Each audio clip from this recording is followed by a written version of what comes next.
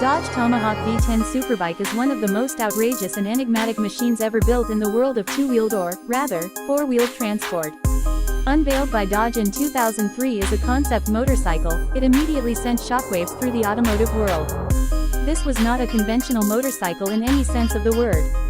It was a wild, almost science fiction vision brought to life with an 8.3-liter V10 engine from the Dodge Viper, a brutal and iconic powerplant that itself was never meant for anything smaller than a car. The idea of wrapping a motorcycle frame around such a monstrous engine seemed impossible, yet Dodge didn't just imagine it, they built it.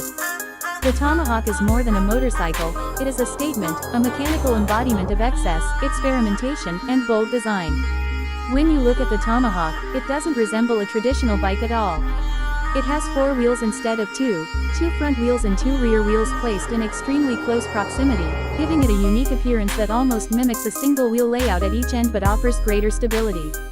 Each wheel operates independently and is connected through suspension arms, allowing the bike to lean into corners like a typical motorcycle while distributing the colossal weight more evenly.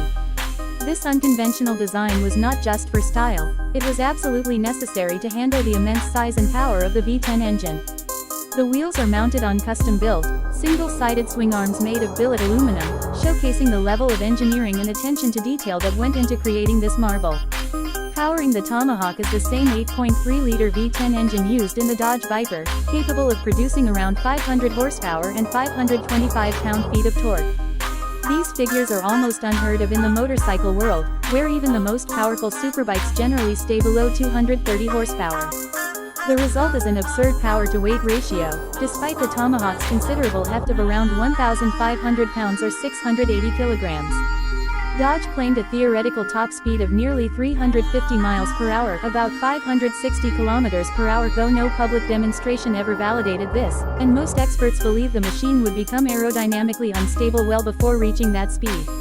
Regardless, the very notion that such a speed is even theoretically possible on a motorcycle-type platform elevates the Tomahawk into a category all its own, an extreme fusion of motorcycle, car, and rolling artwork.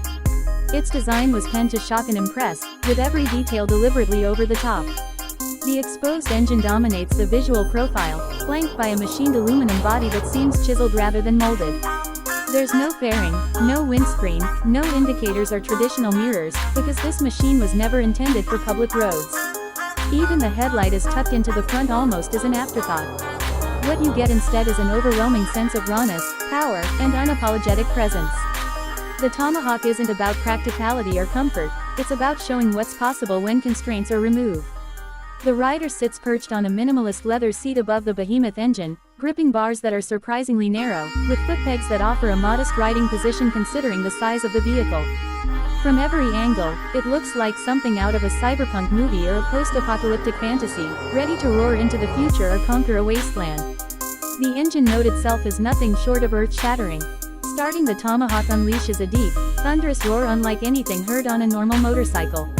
It sounds more like a supercar or a low-flying jet, sending vibrations through the ground and the air alike. There are no electronic aids, no ABS, no traction control, no ride modes, no safety nets whatsoever. The throttle response is direct and brutal. That alone makes riding it a challenge that only the most skilled and daring riders could ever dream of attempting. But the reality is, Dodge never meant for this machine to be truly ridden. The few units that were built were sold not as transportation but as collector's items, mostly through luxury retailer Neiman Marcus at a price of about $550,000. Buyers had to agree that the Tomahawk was not road legal and was essentially a rolling sculpture, never intended for registration or road use. Still, the engineering that went into the Tomahawk is far from superficial. The front and rear suspension systems are custom designed with dual hub center steering and independent swing arms, showcasing genuine mechanical innovation. Braking is handled by massive, custom-built disc brakes on each wheel, but even these would struggle to tame the power if the Tomahawk were truly unleashed at full throttle.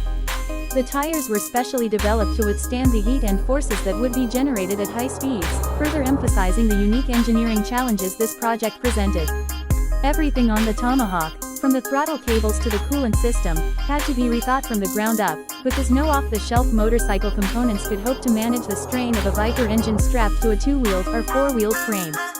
Despite its impracticality, or perhaps because of it, the Tomahawk captured the imagination of people around the world. It became an icon of what could be done when engineers and designers are given complete freedom to dream. Though many critics dismissed it as a stunt or an attention-seeking gimmick, the Tomahawk remains a masterclass in conceptual engineering.